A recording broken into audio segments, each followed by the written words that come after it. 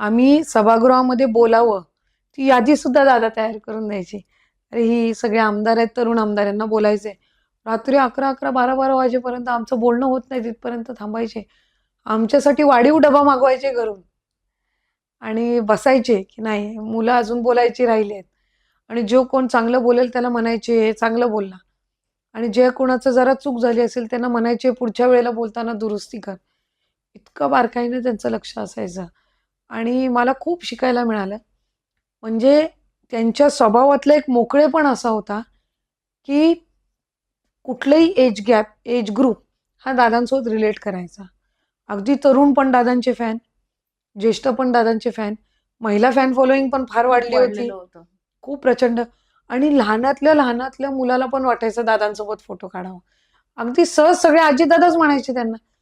कसं आहे आपल्या वयोमानानुसार कोण आजोबा म्हणेल, कोण दादा म्हणेल, कोण काका म्हणेल असं नाही. एवढं 4 वर्षाचं पोरगं पण दादाच म्हणायचं आणि अगदी 80 वर्षाचे पण दादाच म्हणायचे. त्यामुळे इतकं एक त्यांच्यासोबतचं एक इतकं स्ट्रॉंग बॉन्डिंग हे होत गेलं होतं. त्यामुळे आमचंही खूप स्ट्रॉंग बॉन्डिंग त्यांच्यासोबत झालं होतं आणि एक मोकळ्या मनाचे ते होते की त्यांना नवीन आमदार निवडून आले पाहिजेत, सभागृहात बसले पाहिजेत, चांगलं कामकाज त्यांनी शिकलं पाहिजे आणि त्यांना ग्रूमिंग करायचं काम हे दादा करायचे. हे माझ्यापासूनच मी अनुभवलं. माझ्यासारखी अनेक उदाहरणंही माझ्याकडे आहेत आज जी सांगण्यासारखी आहेत. आमच्यातले 15-20 तरुण आमदार आम्हाला नगरपालिकेमध्ये, कोणाला जिल्हा परिषदमध्ये, कोणाला पंचायत समितीमध्ये दादांनी संधी दिली.